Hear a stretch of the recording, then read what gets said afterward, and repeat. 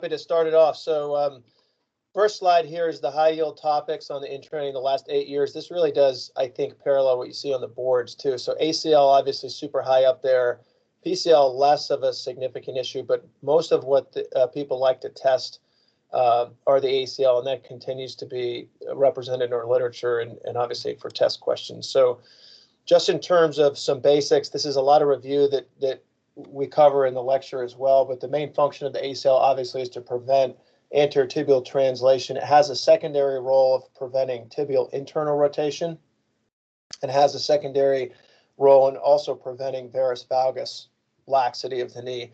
It arguably has two bundles, as you guys know. There's an anteromedial bundle, which is tight in flexion and generally is thought to prevent anterior translation of the tibia, and a posterolateral bundle, which is tight in extension, which is largely symptomatic or largely significant in preventing the pivot shift. And the bundles are represented here in this picture. You can see they sort of have a coexistent or reciprocal relationship. As you go into extension, you see the posterolateral bundle is a little bit loose versus the AM bundle is tight as you bend, versus an extension, the PL bundle is straight. So, and they wind around each other. You see this picture down at the bottom here. So the PL bundle is down here. It's hard to see, and this is often with a single bundle reconstruction why we'll rotate the graft. So AM bundle, again, tight in flexion, PL bundle, tight in extension. PL bundle is important for the pivot shift. AM bundle is important for the Lockman or preventing anterior tibial translation. So the blood supply to the ACL is the middle geniculate artery. That's the thing that'll bleed a lot when we start debriding the intercondylar notch. That's frequently tested. And secondary stabilizers to the ACL are the medial meniscus and the posterolateral corner. So you'll frequently see a so-called ramp lesion, which is shown here. This is a kind of a meniscocapsular separation of the posterior horn, the medial meniscus, that often gets missed. This MRI shows a little signal there in the posterior horn of the medial meniscus, which is the so-called ramp lesion. And in the literature, a number of studies have suggested that you have to actually make a posterior medial portal to see this sometimes. So this is a common one to get tested because it's something that frequently gets missed. The main clinical value of the ACL, the main clinical significance is that if you don't have the ACL, you have functional problems in terms of having rotatory instability of the knee during cutting, pivoting activities. And if you are active and engage in those activities, there's a health of the knee issue in that your knee will be at risk. The meniscus and cartilage is at risk if you're active and don't have that stability. So it's a functional issue and a health issue. And those are the reasons or the main bedrock behind indications for surgery. If you're active enough to need the ligament for change of direction activities and you're young enough with a healthy enough knee to need to preserve it, then ACL surgery usually makes sense. The typical story here is one of a non-contact pivoting injury, a twisting injury, where 70% of patients in the acute setting will describe a pop, often with swelling and a difficulty returning back to play. It's a common question that patients will have a quad avoidance gait, so kind of they'll limp with a weak quad. That's sort of a compensatory way for the knee to prevent anterior tibial translation. So you'll see them, that's one of the reasons they limp and are unable to get back right off. There's a high incidence of associated lateral meniscal tear because when the knee pivots, the lateral meniscus is often in the way of the femur as it rotates behind the posterolateral aspects of the tibial plateau. But in the chronic situation with an ACL, because the medial meniscus is a secondary stabilizer, you'll often have attritional tearing of the posterior horn, the medial meniscus. So if you have an acute ACL tear, the lateral meniscus is usually injured. If you have a chronic ACL tear, the medial meniscus is usually involved. It's a much higher risk proposition to tear the ACL with female athletes for a number of proposed etiologies, including a smaller intercondylar notch, increased valgus during landing, some degree of ligamentous laxity, and a quad over hamstring strength imbalance. The majority of the data really does point probably more to neuromuscular differences with valgus landing, though. And the natural history of ACL deficiency, regardless of gender, is one of increased meniscal and chondral injuries over time if patients are left to their own devices and the ACL is not reconstructed. So again, that Functional issue, which is a quality of life issue, is important. And then long term, if you don't have the ACL and are active, having some degree of meniscal and chondral damage is a concern. From a physical exam perspective, the Lockman test, which is depicted in the upper picture here, is the most sensitive and specific for diagnosing an ACL tear. The anterior drawer is commonly reported, but is one of the least predictive physical exam maneuvers, largely because the knee's at 90 degrees of flexion. And the pivot shift, which is the most specific, is an exam where you'll often be asked how you'll be given a sequence of knee positions, and they won't even tell you it's the pivot shift. They'll just describe the knee being moved in a given position, and then they'll ask you to essentially make a diagnosis or even make a second step leap of logic in terms of how to manage the patient. You're supposed to recognize that it's a pivot shift and that therefore there's an ACL tear, and the answer comes from that recognition. But essentially, understanding the pivot shift, you basically have to understand that when the knee is in extension, if the ACL is torn, when the knee is in extension, the tibia is subluxed anteriorly. And so if you then bring the knee into flexion with a little bit of external rotation and valgus, the tibia will sublux back into its reduced position at about 20 to 30 degrees of flexion. So they'll describe a knee which is an extension, and they're doing various maneuvers, and it clunks back into position at 20 to 30 of flexion. And essentially what's happening there is the IT band is reducing the tibia back into a reduced position. On the MRI, the classic appearance of the bone bruise pattern that we all look for, and which is on every single in-training exam that's ever been written, is the pivot shift bone bruise pattern, which is the central aspect of the lateral femoral condyle and the posterior aspect of the lateral tibial plateau. And they'll frequently show you this sagittal cut and then ask you to deduce that the ACL is likely torn, and again, make a second step of logic in answering a question about management of an ACL tear. So you're looking for this. If they show you a sagittal MRI with bone bruising, it's probably an ACL tear, but you want to look for that central aspect, lateral femoral condyle, posterior aspect, lateral tibial plateau. In terms of treatment, non-operative treatment is an option for patients basically who are not functional enough to miss having the ligament for function, and or patients who have arthritic knees, so they don't really need to preserve the knee. In general, low demand patients who don't have a lot of instability complaints are ideal for this. So you're going to get tested on this. It's probably going to be somebody who's older with some arthritis. But in theory, if you're younger, even with a healthy knee, if you're super low demand, you don't necessarily have to do an ACL reconstruction. For patients who are active enough to miss the functional benefits of the ligament and young and healthy enough from the standpoint of the internal health of their knee to benefit from preserving the meniscus and cartilage, we typically do recommend surgery. Graft choices include autograft and allograft. BTB, hamstring, and quad tendon grafts are the most common mainstream autograft choices. Hamstring grafts have the highest biomechanical strength and stiffness, but ironically tend to have some degree of laxity in many of the level 1 studies long term. But from a bare bones testing biomechanically, the hamstring graft actually has the highest strength and stiffness of the autograft options. When it comes to allografts, the main downside here, there are two. One is disease transmission, and the risk is 1 in 900,000 for hepatitis. It's 1 in 1.7 million for HIV.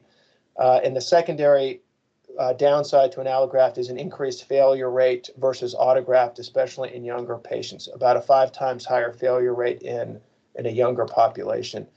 The issue with allografts in terms of preparation, in general, radiation, the level of radiation needed to kill HIV is in the neighborhood of 3 millirads, which has been shown to substantially decrease the structural and mechanical properties of the graft.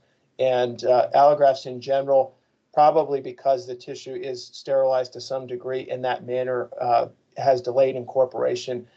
The most common bacterial infection transmitted by allografts in the literature is Clostridium, and there are often questions on this. So high-dose radiation is a no-no, and Clostridium is the bacteria you're looking for allograft infection transmission. When it comes to graft healing, whether it's autograft or allograft, there are 4 basic phases. The first is one of inflammation and necrosis. The second is revascularization, as the body sends blood vessels into the graft to remodel it. And then repopulation with ligament-like cells followed by remodeling, which occurs over a number of years probably. And it's during those different phases of graft healing that the graft initially becomes weak and then gradually becomes stronger after it loses its vascularization and repopulates and remodels to become much more like a normal ligament. The most common complications with ACL reconstruction are malposition of the femoral tunnel. If the graft is placed too anterior, it'll be tight in flexion and loose in extension.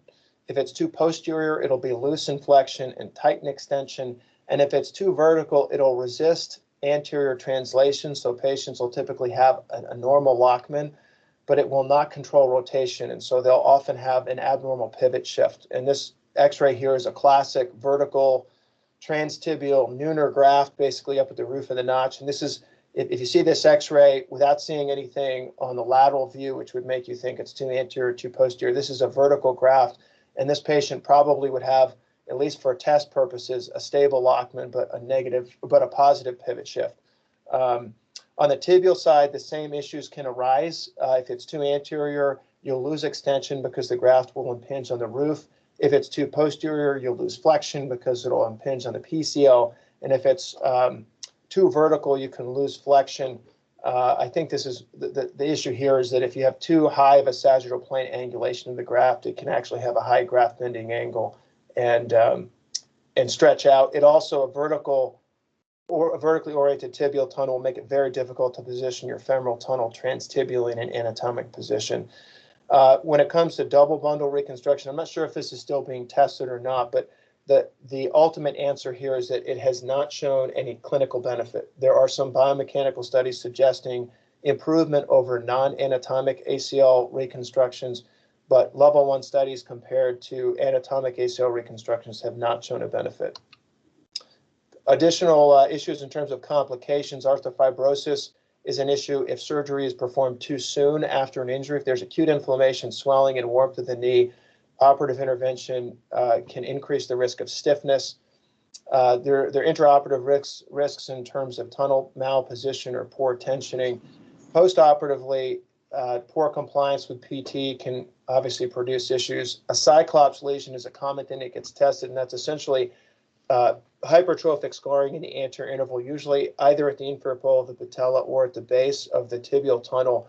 And you'll often have the classic cyclops lesion will engage when the knee is brought into extension at about 20 to 30 degrees of flexion as it gets trapped, as the ball of scar tissue gets trapped into the intercondylar notch. And it's called a cyclops lesion because if you look at it arthroscopically, it actually looks like there's an eyeball there.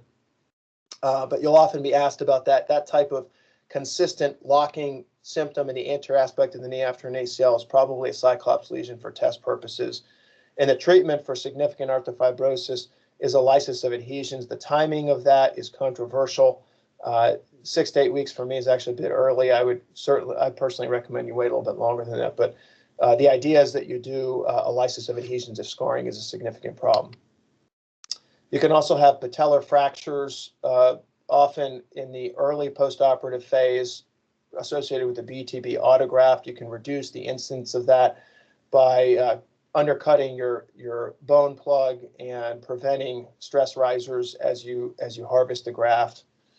And from a rehab perspective, closed chain exercises which allow co-contraction of the hamstring and quads is probably the safest strengthening method. Open chain or isokinetic quad strengthening early on can cause undue stress on the graft.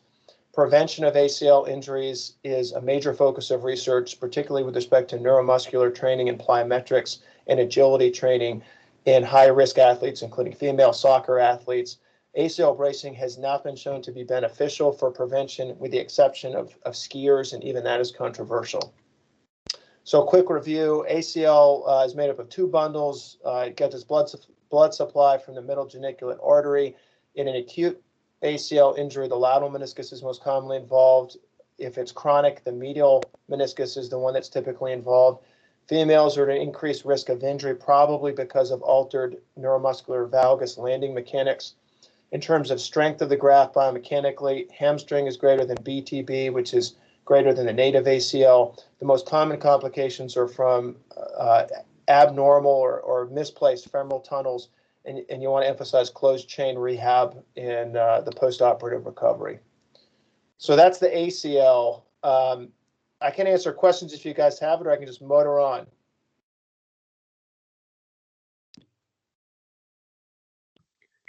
Probably rock and roll, Dana, if you want. Okay, I'll keep going.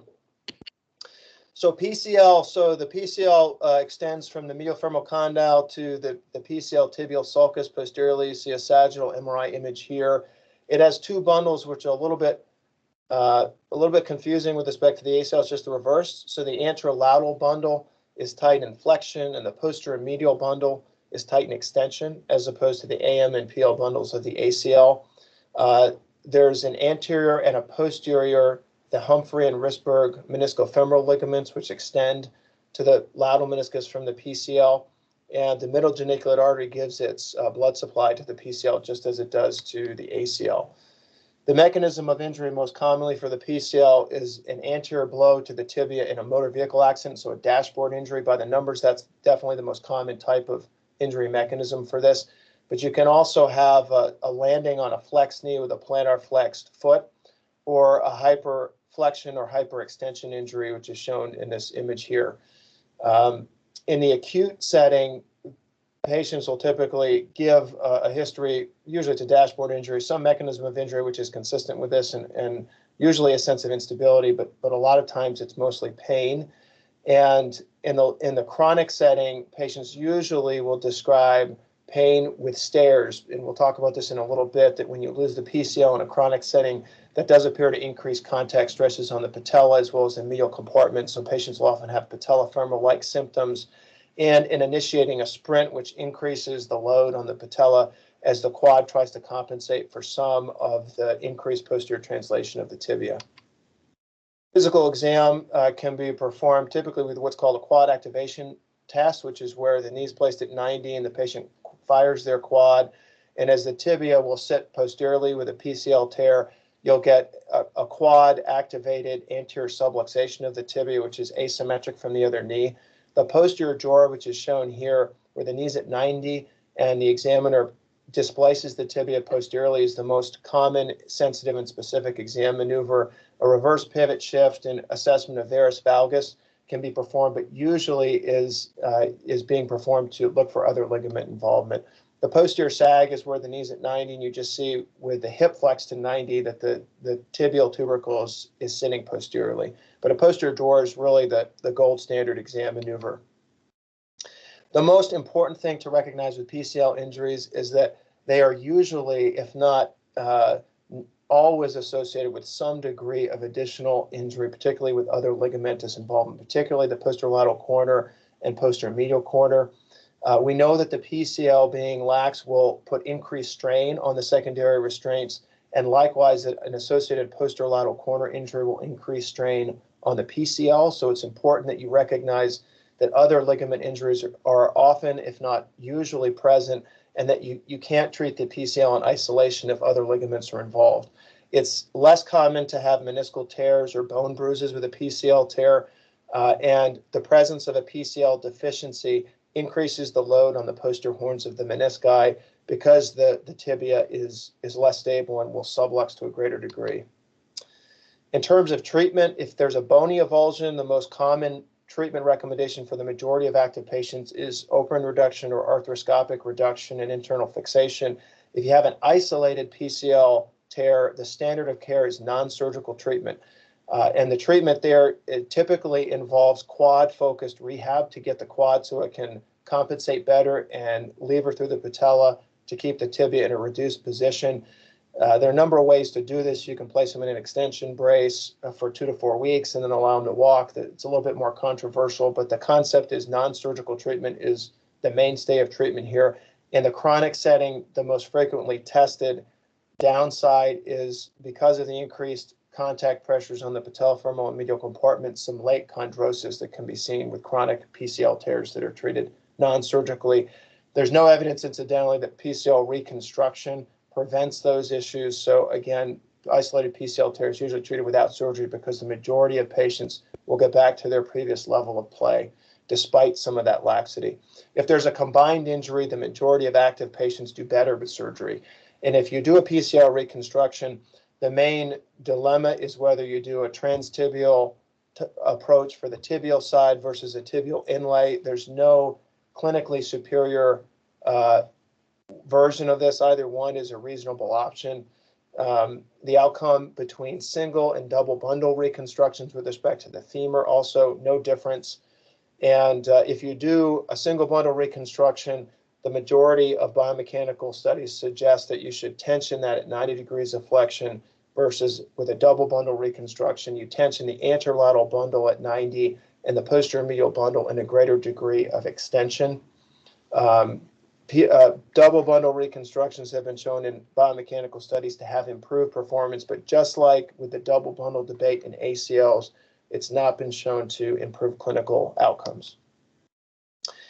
In terms of rehab, after a PCL reconstruction, you want to immobilize an extension because that decreases force on the PCL by reducing posterior sag, and perform early motion in a prone position so that you have, without a substantial amount of active hamstring contraction so that there's less posterior subluxation of the tibia. Closed chain quad strengthening is reasonable because of the same co-contraction benefits as with ACL rehab. And the majority of patients are getting back to play around usually 6 to 9 months, but if you're doing a multi-lig, it can be up to a year. The most common complication after PCLs is residual laxity, and there is a risk of neurovascular injury much higher than with an ACL because you're back in the popliteal fossa region during your tibial tunnel preparation and the popliteal artery is so close. So quick review, the posterior drawer is the most accurate physical exam maneuver. You want to make sure you don't miss a multiligamentous knee injury. The indications for reconstruction typically are bony avulsion or a combined injury. For patients that have isolated injuries, non-operative treatment is the standard of care. It's controversial as to whether a grade 3 isolated PCL injury is actually a real entity. It is controversial. If you truly had that, you could still try non-surgical treatment, but the majority of those are going to have another ligament involved. If you do a single bundle reconstruction, the majority of the focus ends up being on the anterolateral bundle, so you tension it at 90.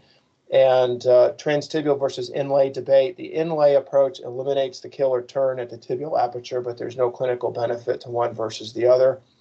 And you rehab that in full extension with a focus on closed chain strengthening post-op. And again, chronic PCL deficiency will increase the rate of medial and patellofemoral degenerative changes long-term. So there's one question here for the PCL. So a 19-year-old running back lands directly on his anterior knee after being tackled. He has mild anterior knee pain, a trace effusion, a 2+ posterior drawer, a grade 1+ stable Lockman with no valgus laxity, a negative dial test at 30 and 90. And they're asking what's the best treatment strategy at this time.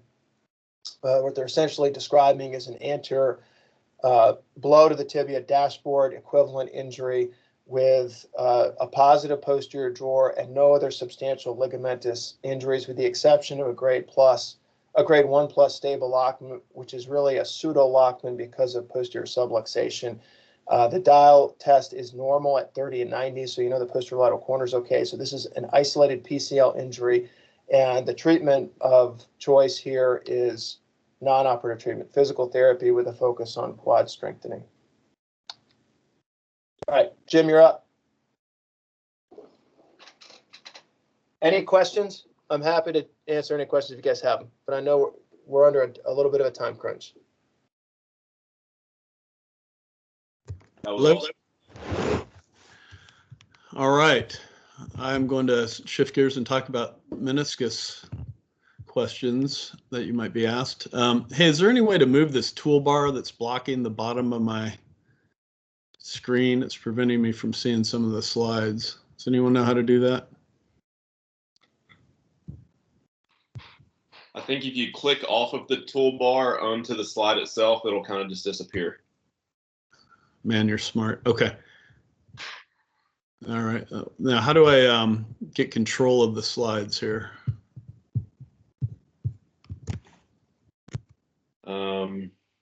Dr. Pisecki has to stop sharing his screen and you have to share your screen.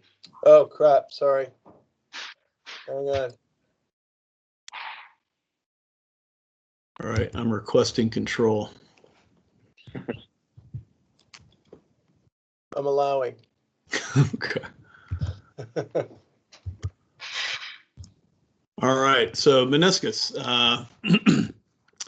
Anatomy and biomechanics, the medial meniscus is C-shaped, more C-shaped. The lateral meniscus is more circular. In terms of attachments, they attach by an anterior horn and posterior horn. The lateral meniscus both the anterior horn and posterior horn straddle the ACL. They're pretty close together.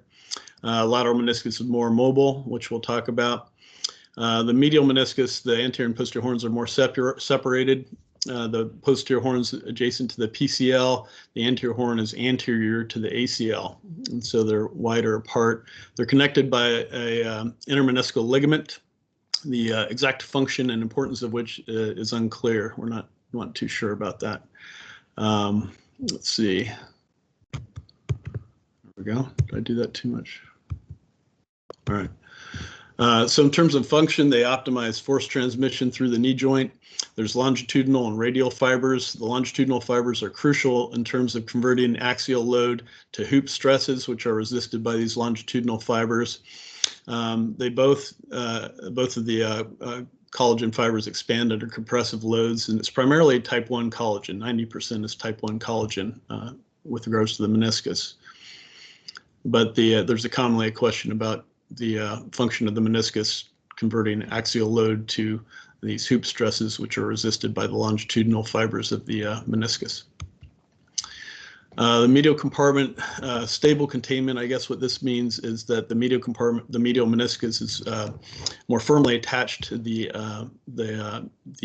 joint that encapsulated in the lateral meniscus. The medial meniscus is attached to the tibia through coronary ligaments. It's attached to the femur via the deep MCL and capsular attachments. So there's only a few millimeters, 5 millimeters of excursion through a range of motion with regards to the medial meniscus, going anterior with extension and posterior with flexion.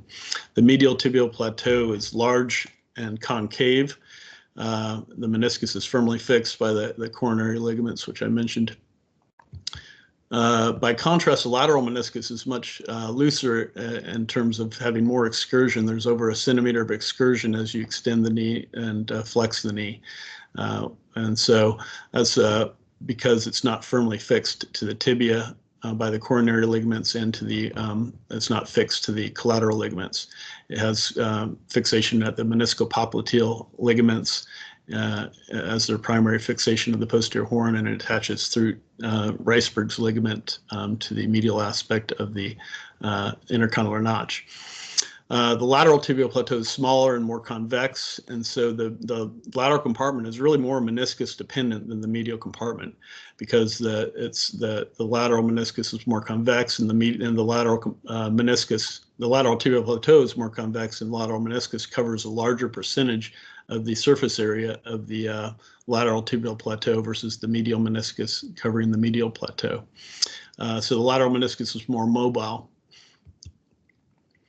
The function is to improve load distribution across the knee joint. It transmits about 50% of load and extension and 85% of load flexion. So more important in flexion, and this is why oftentimes you'll see post-meniscectomy knees with arthritis that shows up only on the weight-bearing PA flexion view, the Rosenberg view, versus a full extension view, because they're wearing out their knee in flexion more. It has a secondary function in terms of joint stabilization.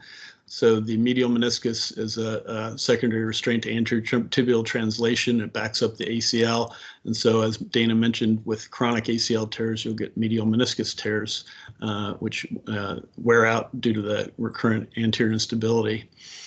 So the posterior horn of the medial meniscus is secondary restraint to anterior tibial translation.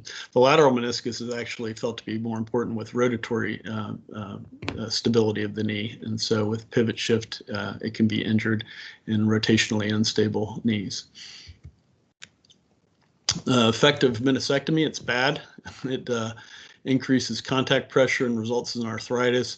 Let's see, in terms of stability, loss of the medial meniscus increases the strain on the ACL.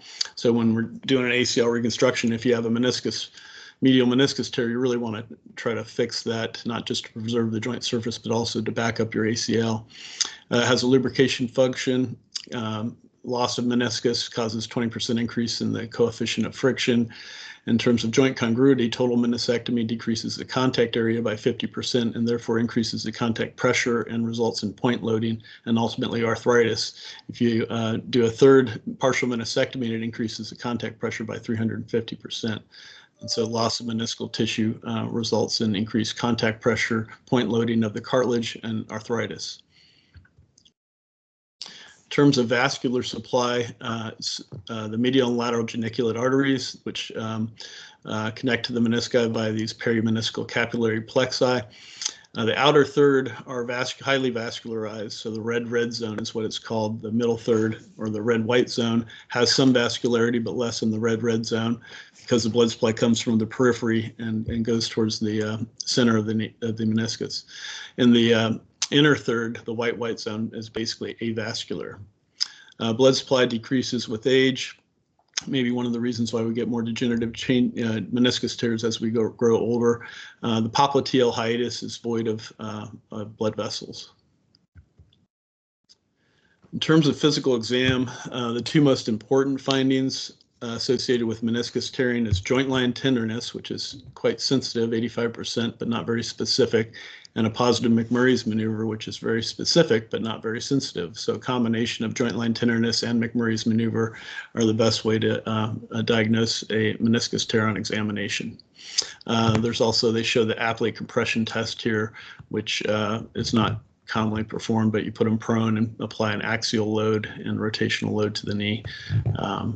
Not something I commonly do in the office, but I'd stick with joint line tenderness and McMurray's for question purposes. In terms of tears, there's a higher risk with the ACL deficient knee. With acute ACL tears, as Dana mentioned, the lateral meniscus is more likely to tear from the pivot shift injury mechanism. With chronic ACL tears, the medial meniscus is likely to tear due to the secondary role as it back up to the ACL. And so the chronic anterior translation will ultimately result in a medial meniscus tear. The medial meniscus tears 3 times, or is more commonly torn than the lateral meniscus by 3 times. And part of that's because it's less mobile and more firmly fixed to the joint than the lateral meniscus, which has more motion and play.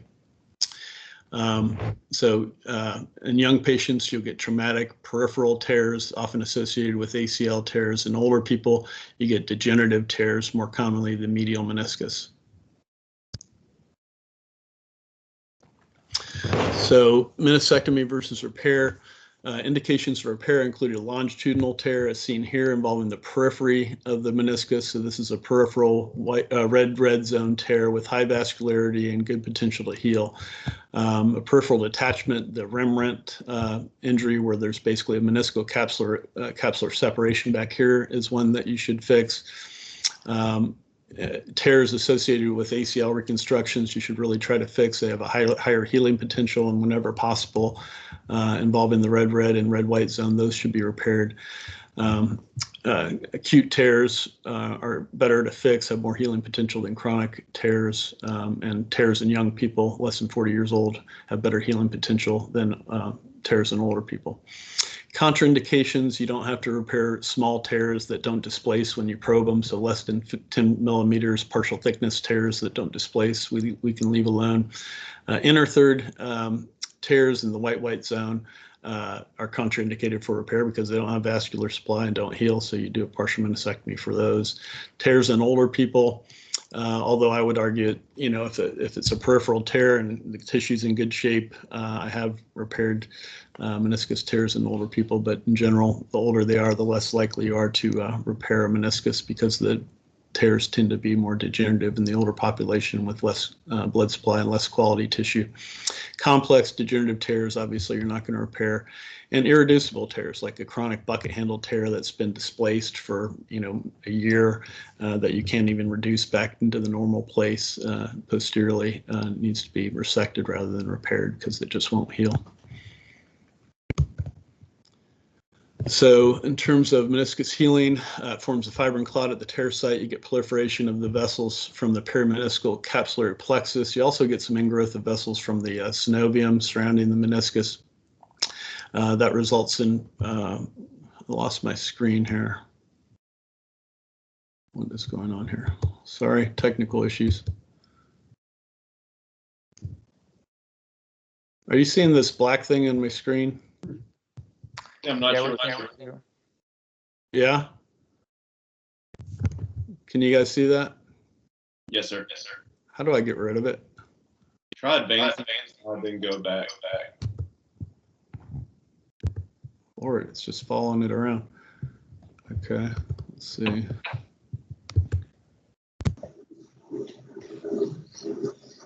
Just another Zoom bomb. That's not working. I don't know what's going on here.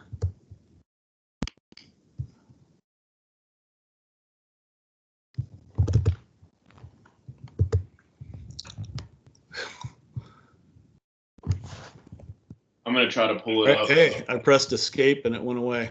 Okay. What was I saying? Ingress vessels from the perimeniscal capsular plexus and synovial fringe results in proliferation of mesenchymal stem cells, which can turn into fibrochondrocytes, which are the cells that actually lay down the fibrocartilage repair tissue. And this tissue, essentially scar tissue, remodels over time and heals the meniscus. In terms of repair techniques, the gold standard is inside-out vertical mattress suture.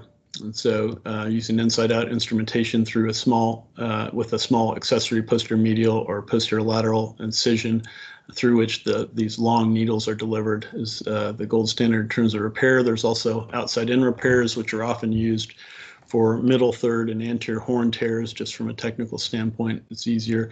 And then there's all inside techniques, which use these different sutures that have little grommets on them that are deployed arthroscopically and are more commonly used these days than the other two techniques.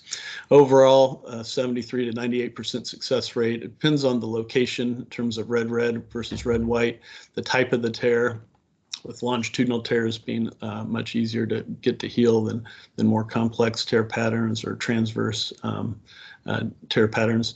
Age of the patient, younger, better healing, older, poorer healing. ACL reconstructions, if meniscus repair is performed in association with an ACL reconstruction, there's better healing potential there and better healing potential with acute tears versus chronic tears. In terms of repair risk, with medial meniscus repairs, particularly if you're doing the inside-out technique, saphenous nerve injuries can occur. They can be stabbed by the needle or tied up with the suture that you're tying. So you have to know where the saphenous nerve is to avoid that. Laterally, there's a perineal nerve that's in play that you have to be careful to avoid. Arthrofibrosis can occur after meniscus repairs, uncommon. Infection, uncommon as well. In terms of meniscus transplantation, I think this is controversial. It's contraindicated with significant arthritis, so grade 3 and 4 disease or KL 3 and 4 x-rays. You really don't want to try to do a meniscus transplant for an arthritic knee. It's not going to work. This says medical alignment. I think they meant the alignment of the knee. Yeah, it's crucial to evaluate. You want to make sure that they're neutral, and if they're not neutral, you have to correct their alignment before meniscus transplantation with a corrective osteotomy, either HTO or DFO.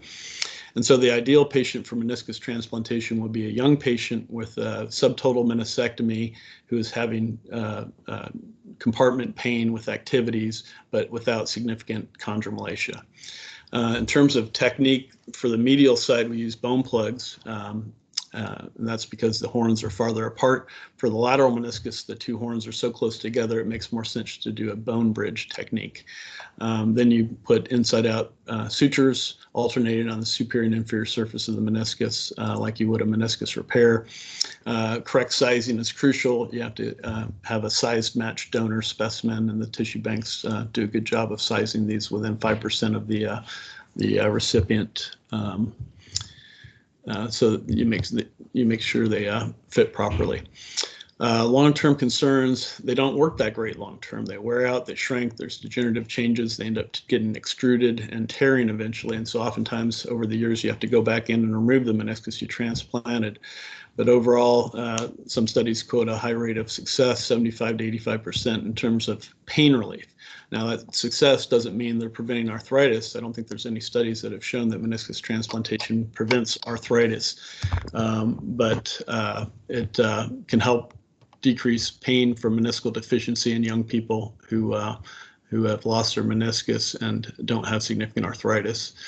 Contraindications: inflammatory arthritis, obesity, instability, which would be corrected with a cruciate ligament reconstruction, grade 4 chondral disease, unless corrected with an osteochondral allograft transplantation or another cartilage transplantation would be a contraindication, and malalignment would be a contraindication unless corrected with an osteotomy. This is one of the procedures that I do less of than when I first started practice, just because it didn't pan out the way I thought it would. I thought we would be replacing the meniscus and preventing arthritis long term, and that hasn't been shown to be the case. Meniscus cysts, oftentimes asked about. Meniscus cysts, lateral joint line cyst is often associated with the lateral meniscus horizontal cleavage tear. Popliteal cysts, by contrast, are often associated with the medial meniscus horizontal cleavage tear, and their location is between the medial head of the gastroc and semimembranosus, which is often asked as well. Discoid meniscus can be diagnosed with MRI if you see 3 or more consecutive sequences which show meniscal continuity. And so instead of seeing a black triangle with a space between another black triangle posteriorly, you see a bow tie looking meniscus on 3 consecutive cuts, which suggests that there's a discoid meniscus, a bow tie sign. If they're torn, they can result in painful clicking and popping like any meniscus tear. There's 3 types. There's one which is incomplete, which is kind of like a half moon. It covers more of the tibial plateau than a normal meniscus, but not completely covers it. Type 2 is a complete type, and type 3 basically has a normal meniscal morphology, but the posterior horn is unstable because it lacks the popliteal meniscal fascicles that stabilize the posterior horn of the meniscus, and so the posterior horn displaces anteriorly despite not having a tear in the meniscus itself. Treatment for these tears is only if they're symptomatic. If there's treatment of the discoid meniscus is only if there's a symptomatic tear or instability. So just because you see one on an MRI doesn't mean you do anything with it. They're usually asymptomatic and incidentally noted. But if you do find one that's torn, you scope the knee and saucerize the meniscus, which basically means remove the extra meniscus so it looks more like a normal meniscus, removing the torn portion as you do so. If it has a peripheral tear, I repair them. And obviously, if they're asymptomatic, you leave them alone. Menisci are made up of primarily type 1 collagen. By way of review, 90%. Peripheral third is vascular, the so-called red zone, and those are the ones that typically heal the best. Partial meniscectomy has negative effects on contact pressure, increasing contact pressure, decreasing contact area. And 50% after partial meniscectomy go into Fairbanks changes is followed up long term. And most of these won't be symptomatic, but if you look at them critically on the x-rays, particularly with the Rosenberg view, you'll see less joint space on the side with partial meniscectomy. Horizontal cleavage tears are often associated with meniscus cysts. Vertical mattress sutures, the strongest construct for meniscus repair, and ligamentously unstable knee decreases the success of repair. So if you're going to repair a meniscus, you have to make sure the knee's stable or that you're doing an ACL reconstruction to stabilize it. Let's see. Medial tears are more common than lateral tears, and it's thought to be due in part due to the less mobility of the medial meniscus. The most common location of degenerative tears is posterior horn of the medial meniscus, usually a horizontal cleavage tear. Meniscus repair, gold standard is the inside-out technique. Risk of saphenous nerve injury for medial repairs and perineal nerve injury for lateral repairs. Location of popliteal cysts, as I mentioned, is between the medial head of the gastroc and the semimembranosus. And treatment of discoid meniscus is only if they're symptomatic and you debride the torn part and saucerize the meniscus, removing the extra meniscus. Obviously, if they're asymptomatic, you do not treat them surgically. Let's see. Any questions on the meniscus? I can't. Questions too. Thanks for that. I don't recall seeing any questions about meniscus repair techniques. Do you? I mean, is that fair game? Is there enough data to support, all like inside out versus all inside? I think there's enough data, at least in the literature I've reviewed, that suggests that, or that demonstrates that all inside techniques have equal success rates to inside out techniques. And so, if they tested it, I think that would be a reasonable question. Do all inside techniques, arthroscopic techniques, match the results of inside out? And I think they do, according to the literature. But I think, they may ask you what nerves are in play if you're doing an inside out repair in terms of the saphenous nerve and perineal nerve. And the more likely question is, which ones are going to heal. The peripheral third and middle third have better healing potential than the inner third. Thanks. Anything else on the meniscus? All right, I think Durham's up next because I don't know much about FAI. Durham, you there? Yeah, can you guys hear me? Yeah. Okay, Yep. great. Yeah, let me get to the right slide here. 1 second.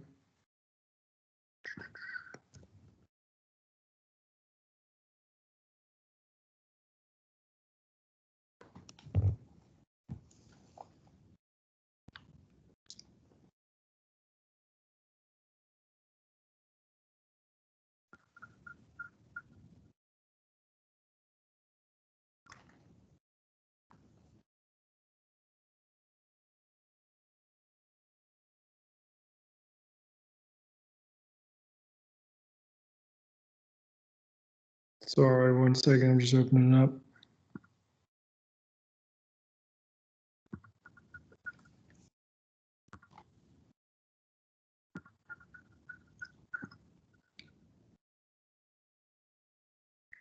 All right, can you guys see my screen? Yes, sir. All right, cool. Let me see about expanding this here. Okay, cool. So there's not much on the OITE or boards about FAI or hip impingement, but there's a couple of salient points I'll try to highlight. So you probably heard in multiple of my lectures. FAI we kind of define as basically which side of the joint is affected, and so we define the femoral sided lesions as CAM deformities, and that's just based on sort of like the mechanical engine part. And then pincer deformities are more pelvic based. One of the questions that they come across a lot is what's the most common, and it's a combined deformity. So you have a little bit of each. On the CAM side, the femoral based lesion typically starts at the epiphyseal growth plate, and it's due to what looks like basically torsion at your peak growth velocity. So there's a couple of studies that demonstrating kids who participate in sports year round tend to have a higher risk of developing these CAM deformities.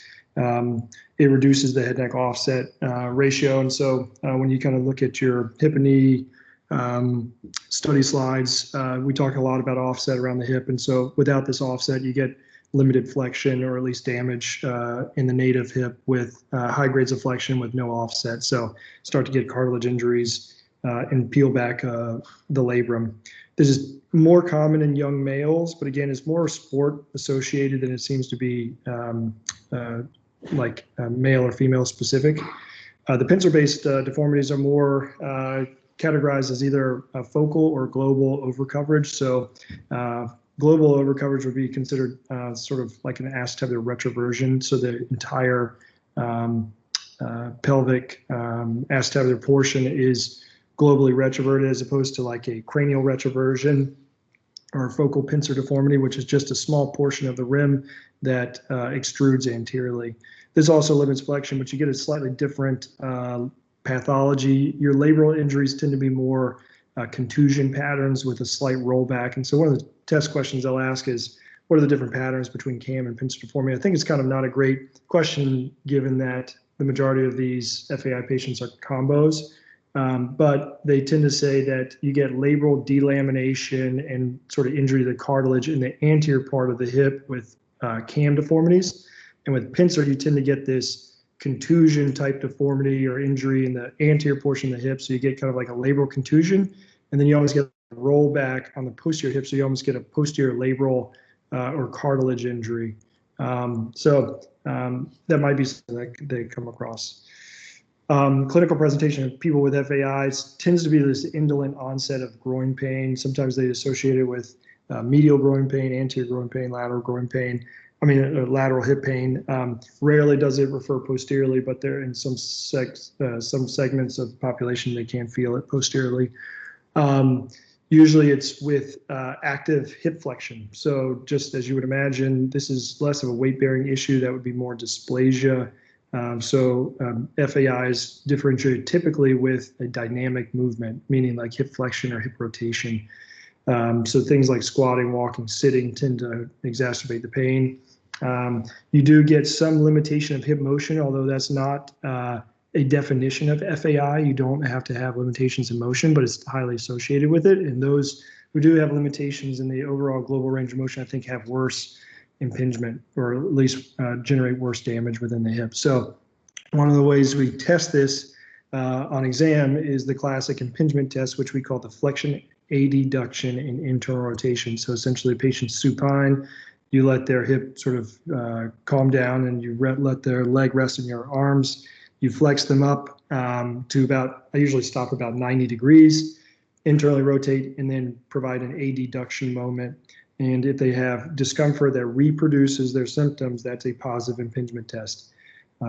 Imaging in the office, I agree with most of these. I've kind of gone away from the false profile, but we'll talk a little bit about it. But the AP, and then a lateral view is not really utilized much in the sports world. It's more utilized in the hip and knee world. We tend to use the Dunn view, which is what we call an elongated neck view, because we're looking primarily less at the joint and more at the femoral head neck junction. The elongated neck view on the Dunn view is much better at looking at that location. You can either get it at 45 or 90 degrees. It's more, as it says right there, is more sensitive for cam lesions. The false profile view is better for pelvic-based issues and tends to be highlighted in the dysplastic discussion. So it really helps you look at coverage anteriorly of the acetabulum. So the way we do this, I think there's a picture here, false profile view, the patient sort of stands at a slight angle relative to the beam. And essentially you're just trying to cut the beam straight across the anterior portion of the acetabulum. So they sort of deem that at like 25 degrees. And it really helps you judge anterior undercoverage, but it's been sort of debunked a little bit. There's high rater variability and tech variability. And so if you're really worried about version, most of us are getting a CAT scan. The Dunn view is in the upper right corner, as you can see there. That's a 45 Dunn view. So you basically do an AP of the beam, but the hip is flexed and slightly externally rotated and abducted. And so you get this elongated neck view, which would be the picture in the inferior portion of your screen right there. Treatment, so non-operative treatment is what we try to maximize early, which is your typical NSAIDs, activity modifications, changes in strength and conditioning, time, and oftentimes you can do a corticosteroid injection. I don't like to do many, but you can certainly do some as an anti-inflammatory. If they fail this, there's some literature suggests that they should do some physical therapy. This is kind of going back and forth in the literature, as some people think it exacerbates the problem, given that this is an anatomic feature. But once they fail conservative treatment, then really surgical options are offered. And this is typically for, again, persistent pain, reproduction of the pain with that flexion, adduction, internal rotation. Advanced imaging that sort of at least doesn't necessarily have to show a labral tear, but is at least aligned with what you're considering. And then also eliminating other causes of hip pain, such as arthritis or dysplasia. The treatment from a surgical standpoint, for cam lesions, you want to address the femur. For pincer lesions, you want to address the acetabulum. For labral tears, we tend to try to repair them. Arthroscopy, it says gold standard. I'd probably say maybe the open surgical hip dislocation is fading away from the gold standard, but that was the gold standard for a long time. And actually, patients do fairly well from this. There's some fallout from the osteotomy that you have to do around the greater trochanter, but in general, patients can do reasonably well from this. It's just a pretty big whack for athletes. So I think arthroscopy probably is the gold standard. I don't know that I would, that's going to come up on a board question, but it's certainly gaining traction as the gold standard. It's gotten a lot easier. We can actually address almost all portions of the hip. For a while there, we were limited in access, but we've gotten a lot better things that we can do intraoperatively. Complications, I would actually change these. Probably 1 through 10 complications are all related to the traction. Heterotopic ossification is probably less than 1% at this point, especially with good prophylaxis. Femoral neck fracture is really a case report. One person wrote a paper, I think, after they saw a stress reaction, and then someone did a biomechanical study. You don't hear about femoral neck fractures that often. You're not really in the stress line region. You do have to remove 30% of the native femoral neck to get a stress reaction, and this is just not something that's done often. Not something that I worry about.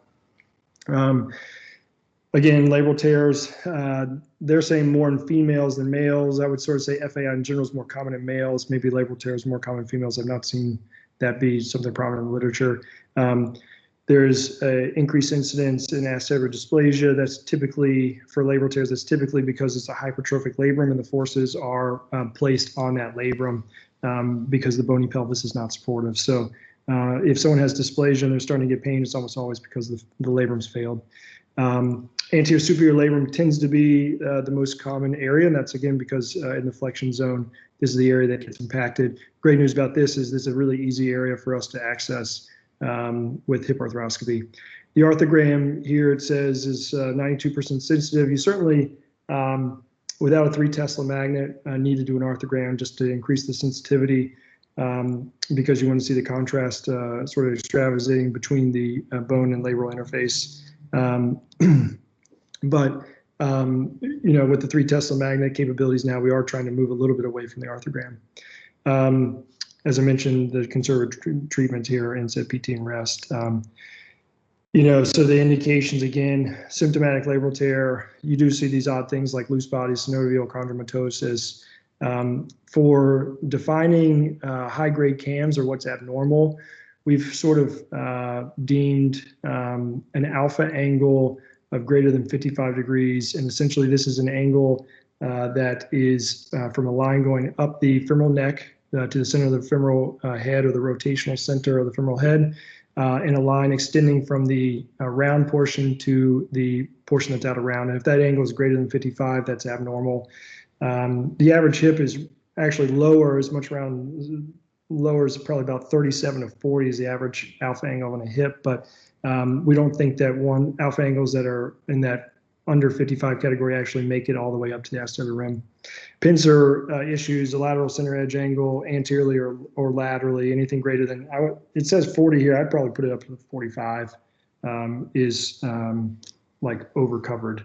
Chondral injuries are reasonable to do. We don't have great answer for it, unlike the knee. Instability, again, is relatively rare, associated with dysplasia and snapping hip. We tend to avoid these patients as best we can. Contraindications are pretty much less than 2 millimeters of joint space. Ankylosis, protrusio is not a true contraindication, just those patients do worse. Acetabular dysplasia, same thing. High grades of acetabular dysplasia we try to stay away from, but low grades, anything 20 to 25 degrees, we're not as scared about anymore. There's been a couple studies. I'm not sure they test you if that's called up yet, but certainly there's some forms of dysplasia you can definitely address arthroscopically. And then heterotopic ossification. And these are the typical portals that we use for hip arthroscopy. The most common utilized portals are the anterior portal, the mid-anterior portal, the anterior lateral portal or peritrope portal, and the distal anterior lateral portal. From each of these portals, you can injure a nerve. From the anterior lateral portal, the superior gluteal nerve can be at risk, relatively rare. Posterior lateral portal, not many people are using anymore, but you are kind of coming from a more posterior position.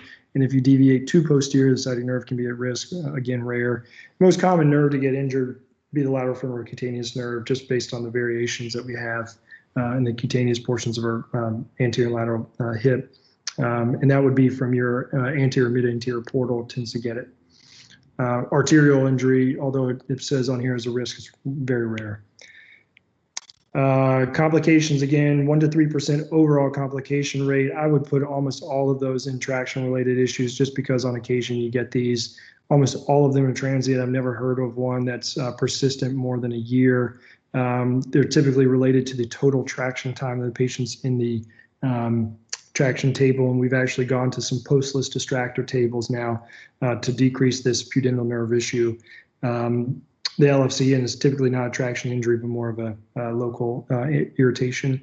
Try to limit to less than 2 hours. I'd sort of say 90 minutes is usually the cutoff in the studies, so anything greater than 90 minutes does increase your risk of these traction-related injuries. You can get our iatrogenic articular damage. Pressure necrosis, rare. Avascular necrosis, rare. Instrument breakage, hopefully rare. That's about it. I'm not sure if you guys have any questions, but happy to answer them.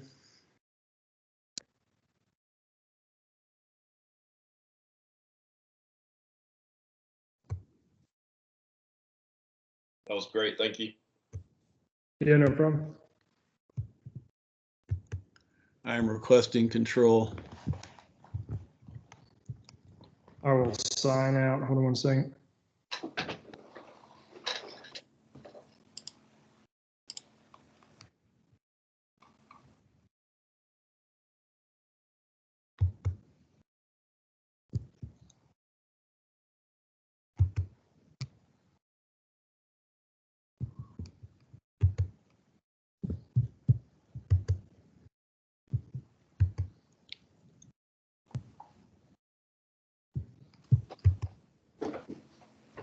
So I'm not seeing the talk here.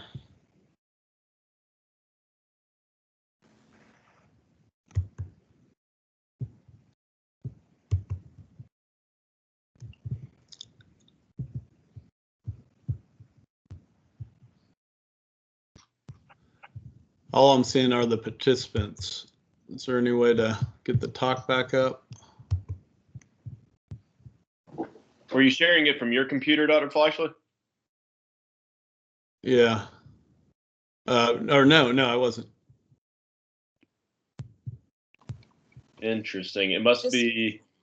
I can share it from mine and just flip through when you tell me to progress. Or I could open it on my computer here. Let's see. Documents. I think you might just want to try stopping the share screen and then restart it.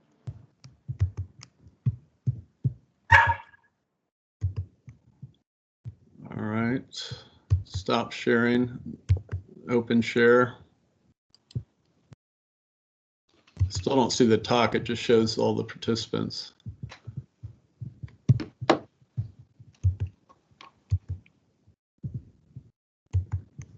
Let's see. Yeah, I'm not sure.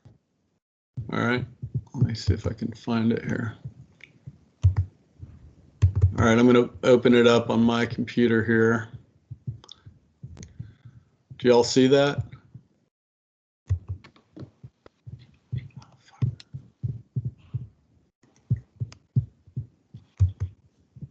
Not yet. All right, so it's up on my computer, and I'm opening shared tray. Let's see. Here it is. Can you see it now? Yes. All right, let me back to where we were. Sorry. Slide 53.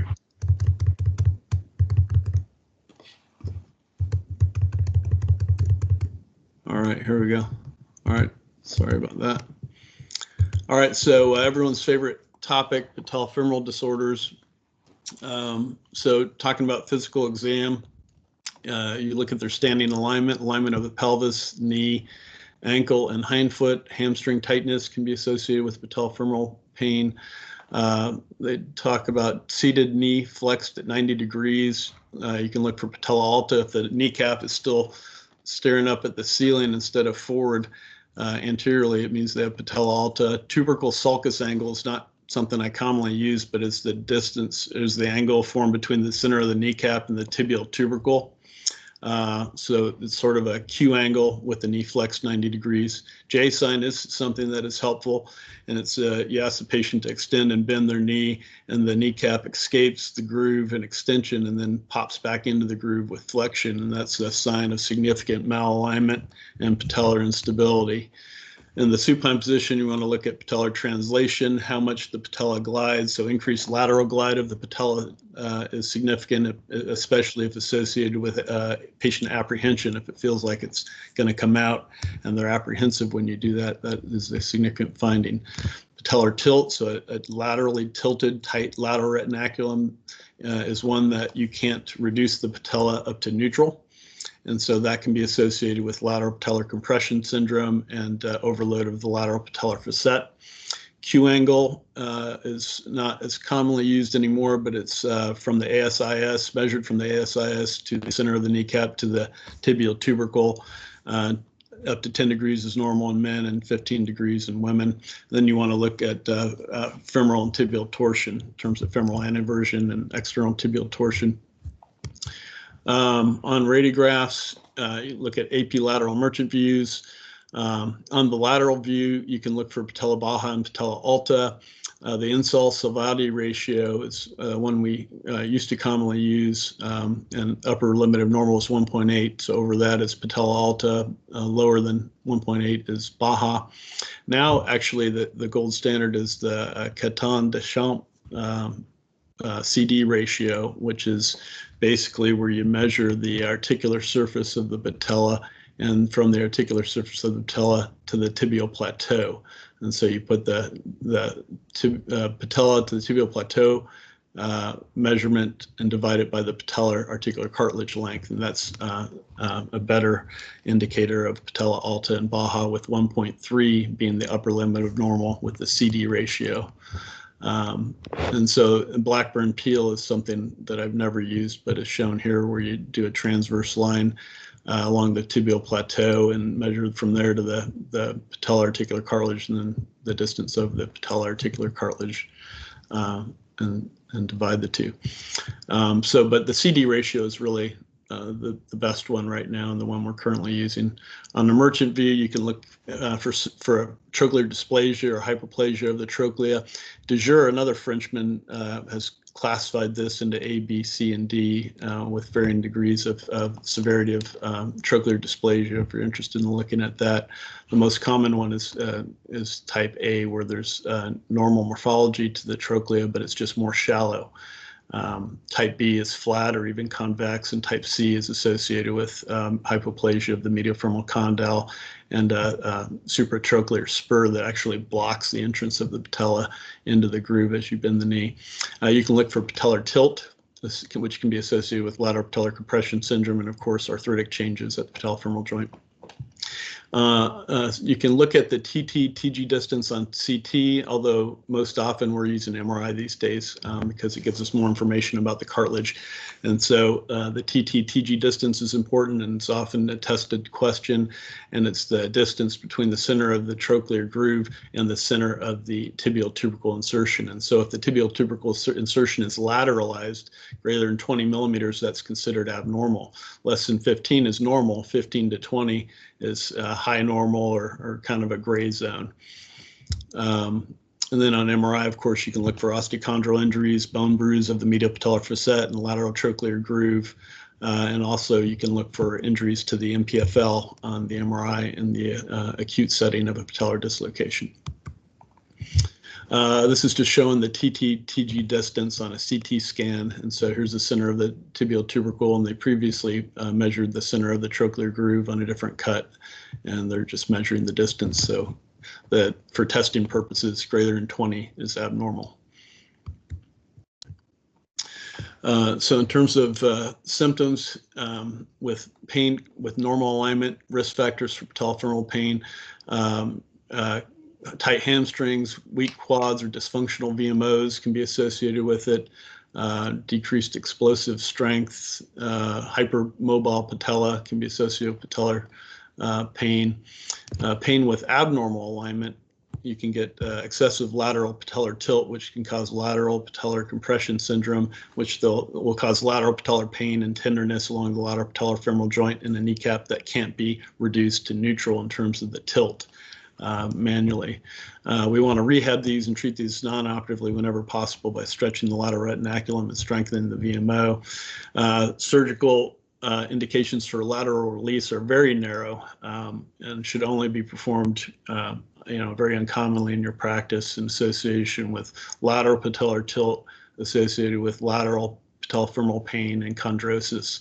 And so there shouldn't be too many questions on that. It's uncommonly performed with very narrow indications. And if you do a lateral release, you stop at the proximal portion of the kneecap. You don't go into the VLO and do an excessive lateral release. Tibial tubercle osteotomy is what they're talking about next, and that's to address a increased TT-TG distance, which causes a lateral quad vector and subluxes the patella laterally with active quadriceps contraction. And so if you have no arthritis and just an increased TT-TG distance associated with lateral patellar subluxation or dislocations, you would do a medial tibial tubercle osteotomy and not anteriorize much. If there's arthritis associated with the lateral, distal lateral patella, which is often the case in association with malalignment, you would perform an intermedialization osteotomy. And that shifts the contact pressure from the distal lateral portion of the patella to the proximal medial portion of the patella. And so it's only indicated if they have increased TT-TG distance and arthritic changes of the lateral patellar facet, particularly inferiorly, not indicated if they have disease of the medial or proximal medial facet of the patella. Risk factors for subluxation include generalized ligamentous laxity, lateral tibial tubercle insertion, so a lateralized tibial tubercle with an increased Q angle, increased TT-TG distance. Patella alta is a significant risk factor for patellar instability because it takes longer to engage into the groove. And so a high patella, when you flex the knees, is going to engage in the groove much later and much deeper in flexion than a normally situated patella.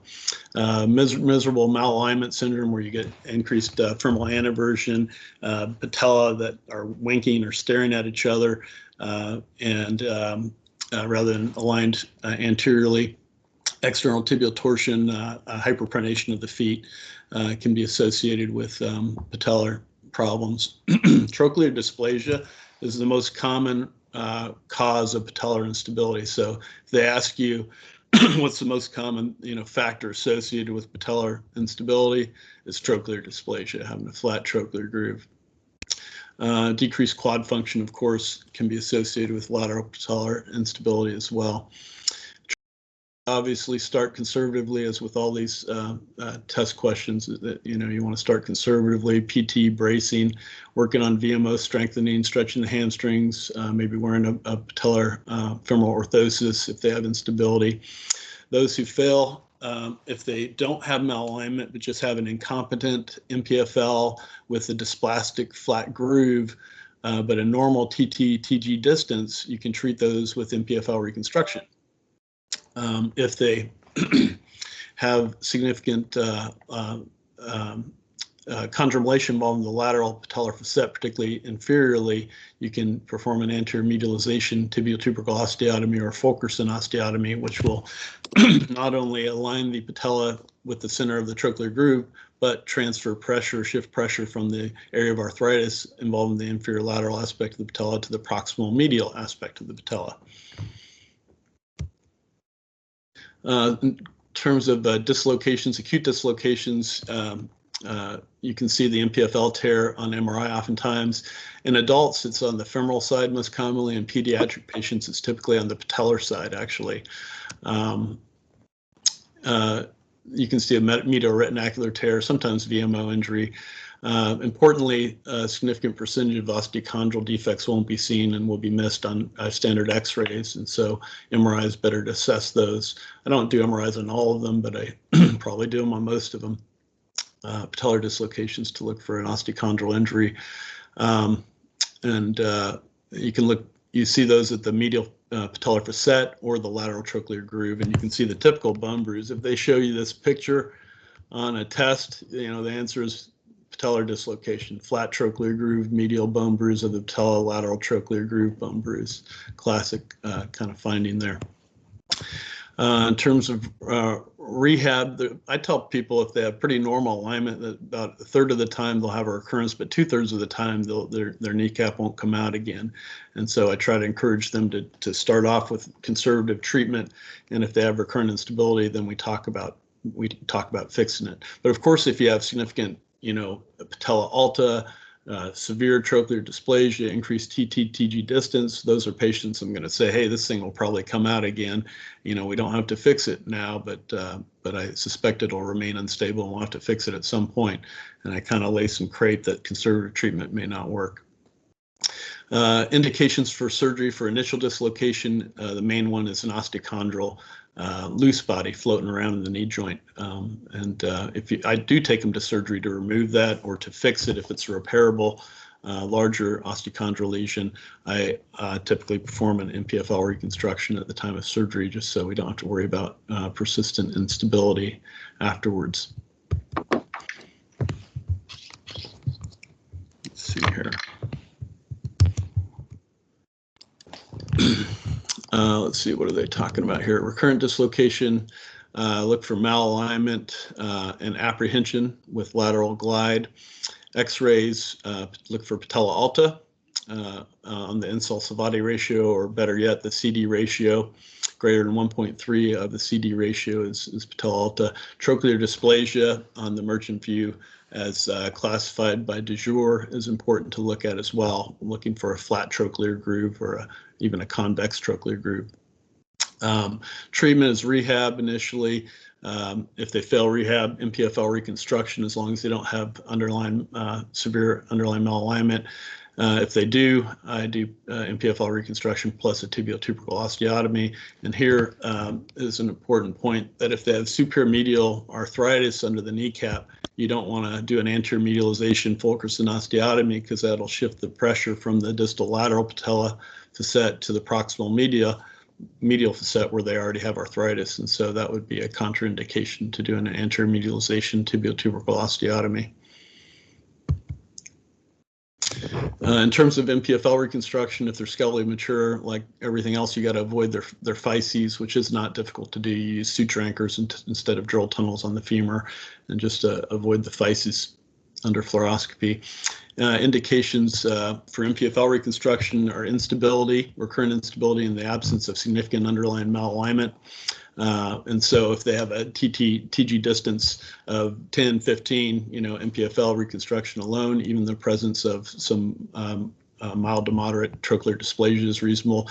If they have a TG distance of greater than 20 millimeters, then you really should be thinking about a tibial-tubercle osteotomy in addition to the MPFL reconstruction.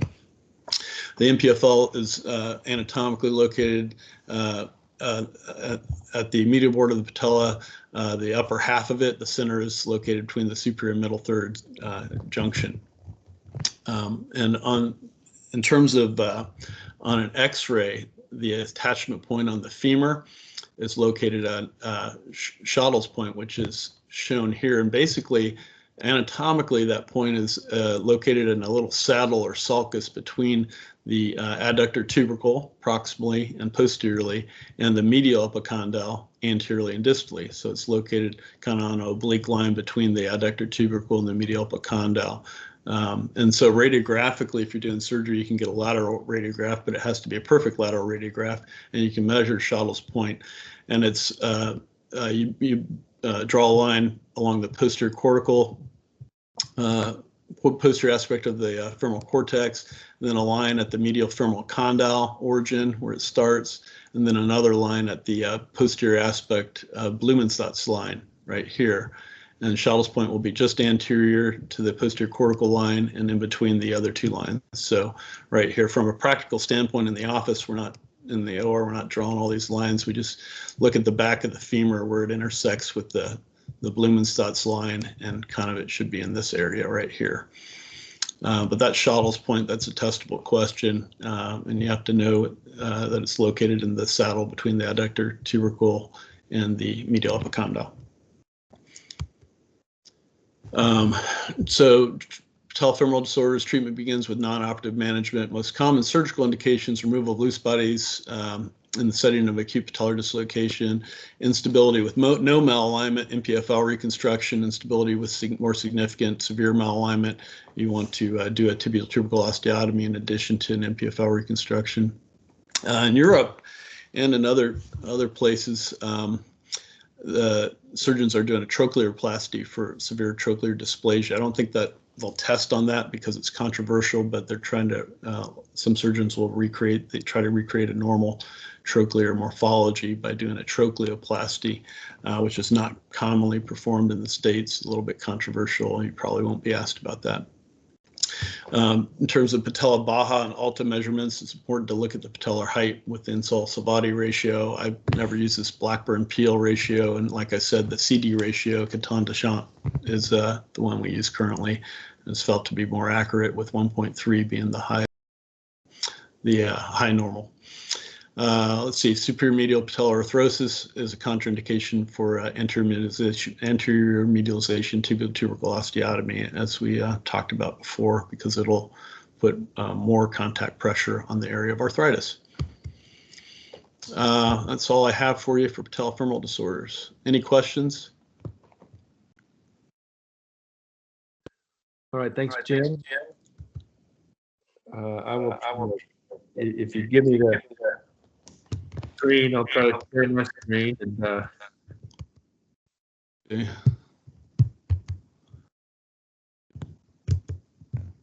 I'm not sure how to do it.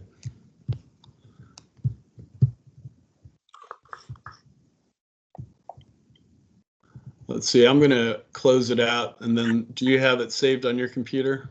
yeah. So I'm not able to figure this stuff out, man. Oh, wait, here we go. So open share tray.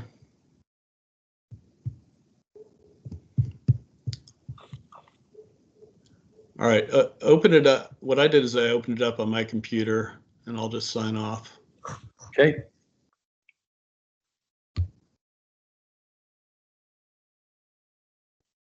All right, I will see. Can you all see my screen at all? Not yet, sir. You can? Okay. Good. Well, I'm going to go through this pretty quickly. One of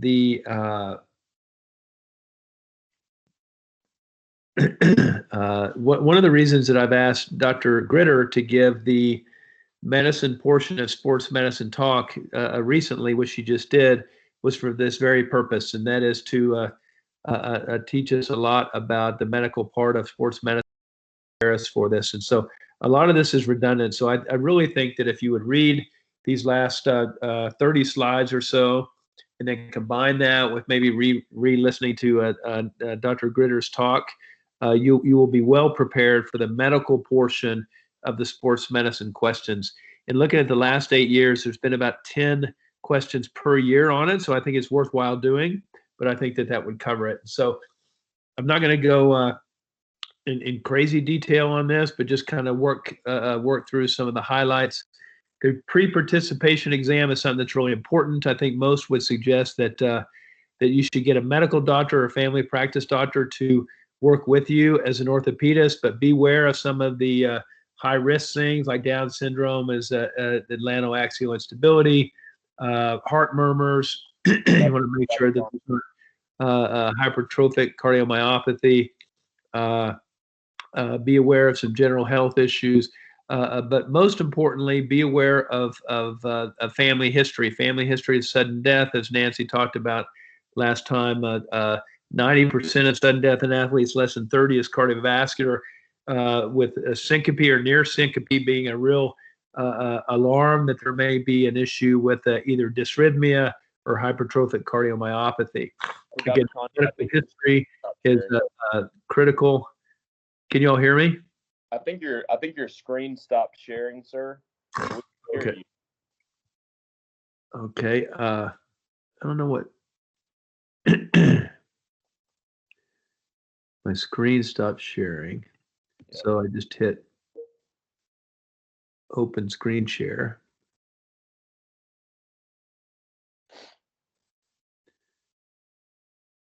And Is Mike, that up or no? no, sir, not yet. I wonder if Jim.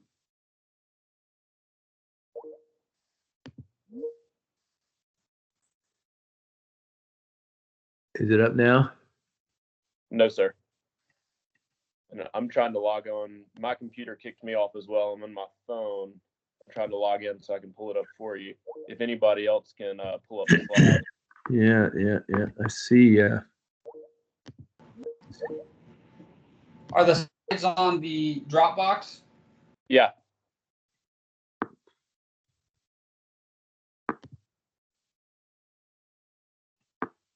I'm hitting here it is. Okay, there it is. I think that's it. Can you see it now? Yes. Yeah. Okay, sorry about that, guys. So I'm on pre-participation exam. Is that where you got me? Yes, sir. Okay, good. So again, this medical history is really critical to look for things. Just ask about parents and family histories of things, etc. Nancy talked about the cardiac high risk hypertrophic cardiomyopathy is by far the highest risk.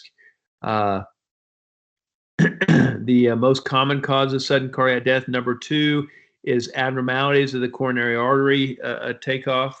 And then commotio cordis is when you get whacked right in the front of the chest. It can be a very common thing is like a lacrosse ball. Like a lacrosse ball hits somebody right in the front of the chest and a kid just drops down. And you got to assume that that's a dysrhythmia.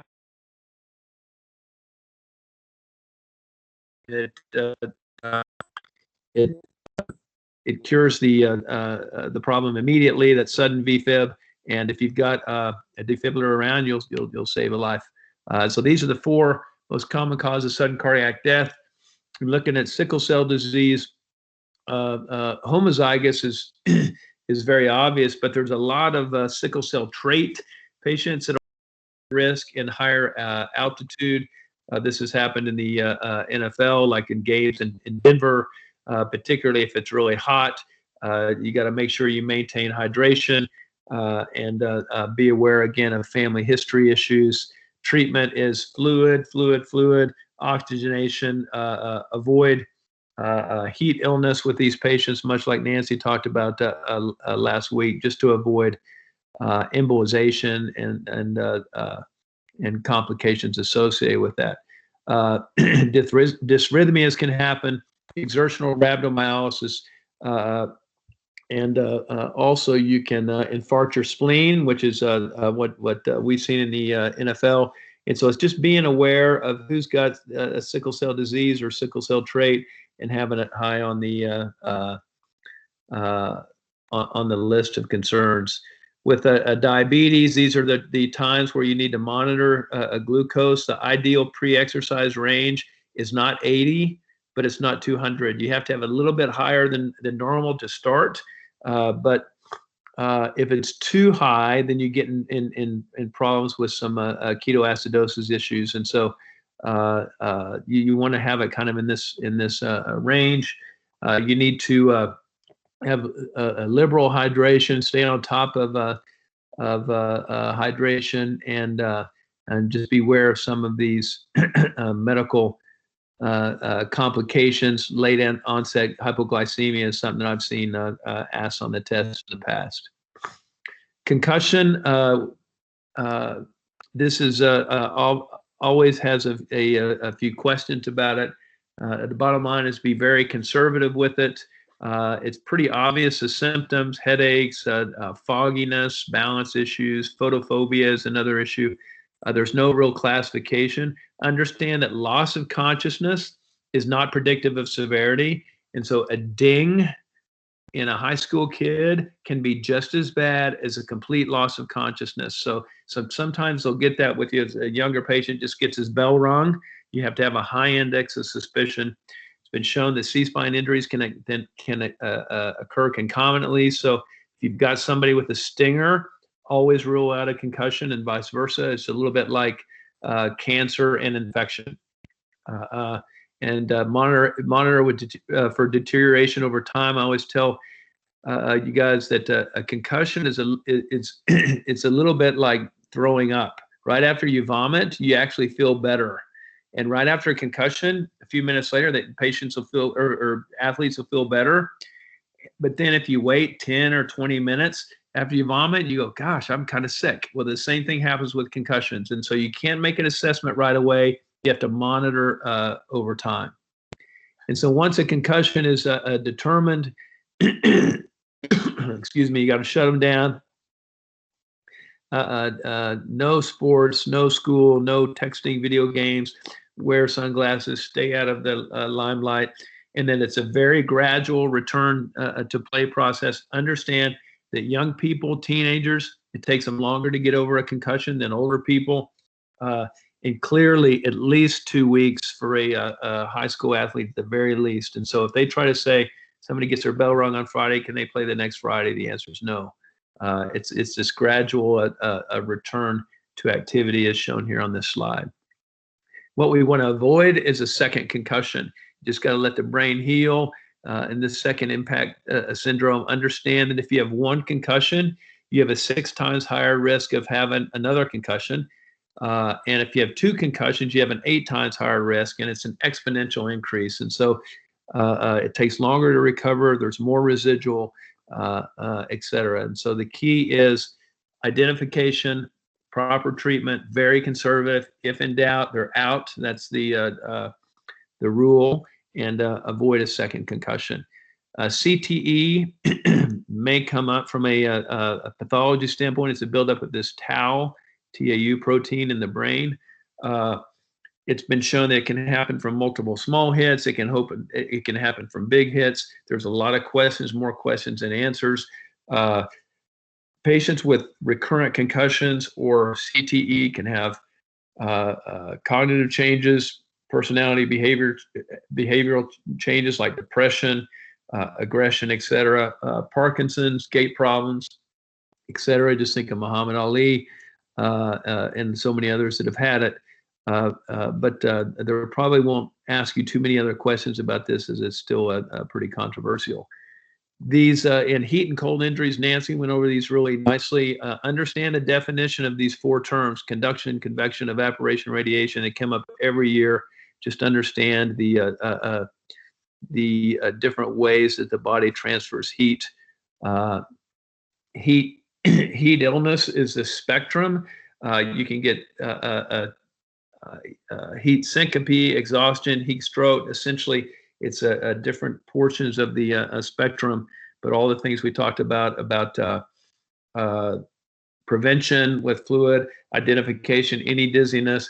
But the most important thing with treatment is putting them in a cold tub and cooling them off immediately. Yeah, immediate removal from and these cooling measures. Sometimes they'll ask about the temperature. The only accurate way to identify heat, the actual temperature is with a rectal temperature, believe it or not. And every professional team, including the Panthers, has a rectal temperature probe that's available for use. It doesn't sound practical, but it is a medical legal thing, and sometimes that comes up on the test. Heat stroke, as we've talked about, core temperature over 40 degrees Celsius, mental status changes, really getting bad. You can't ignore these, obviously. Beware of somebody that's had a little bit of nausea or a little bit of diarrhea from some GI problems, and then you add on working out in a hot environment. A combination of several things can lead to this. Treatment, again, rapid cooling, whole body immersion in ice water, decrease body temperature immediately, as Nancy emphasized the other day. That's the most important thing. You do that prior to transport to the hospital. And then it takes a while to acclimatize the body back after you've had any type, whether it's cramping or heat stroke, anywhere on the spectrum of heat illness, you need to be very slow in transition the athlete back to activity. Sometimes it can take weeks instead of days. Hypothermia, the other end of the spectrum, becomes pretty intuitive, I think, as far as answering the questions. A core temperature less than 35 degrees centigrade. You start slowing things down, start getting some a loss of fine motor skills, etc. Frostbite of the toes and in the fingers. The treatment is a water bath in 40 to or so degrees of Celsius. Splint the limb, elevate it, and just keep an eye on it. Try to avoid immediate surgical debridement. Let it declare itself, and just see where the dust settles as far as the skin is concerned.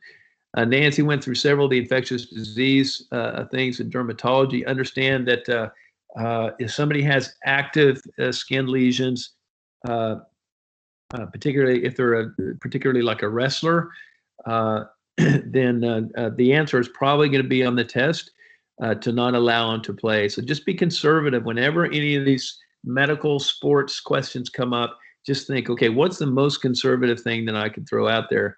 And oftentimes you'll get the answer right. Understand that active bacterial infections cannot be covered to allow participation if these things aren't addressed. MRSA, it's not a snake bite. It's MRSA. Typically, the antibiotic is a trimethoprim sulfa is typically the best antibiotic to use. We start with PO antibiotics. We keep a close eye on it, and the key is that it's very, very, very contagious. So, in any athletes that have this is a whole reason why we try to do everything we can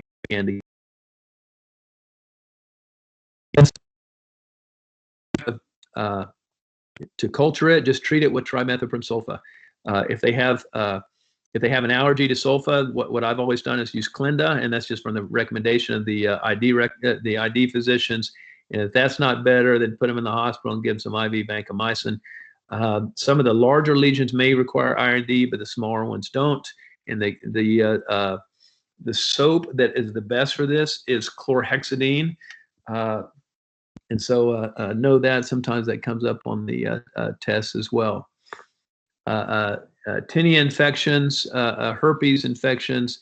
Again, just understand that very active lesions, that you want to treat them or keep them away. They're not gonna allow a wrestler with an active herpes infection that's untreated go back to play. So just keep these different recommendations in mind. Molluscum contagiosum is essentially a pox virus.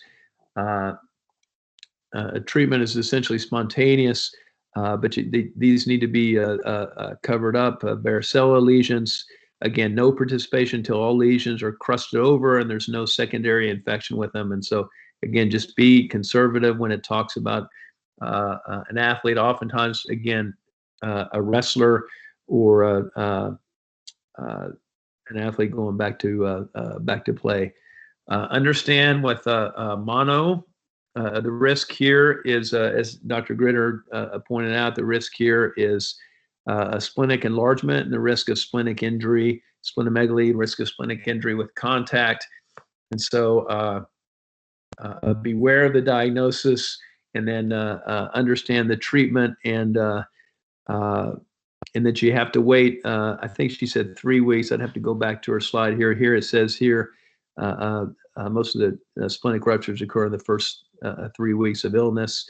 You need to have certainly no clinical splenomegaly on exam or by serial ultrasound testing.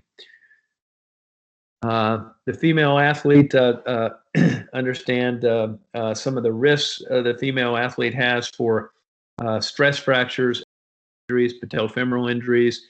They have a higher body fat, lower maximum oxygen consumption, decreased muscle mass.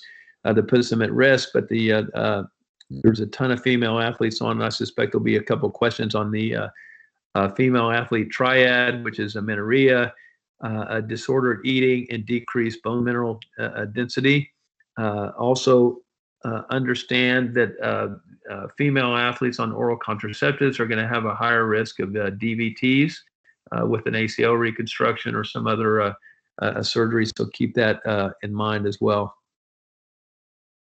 So I think that represents the end of the end of the talk. Does anybody have any questions that I'm be happy to address?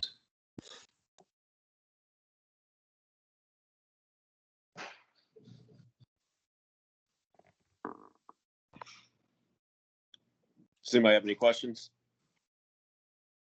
Well, I appreciate everybody's patience with it. Again, on the medical side,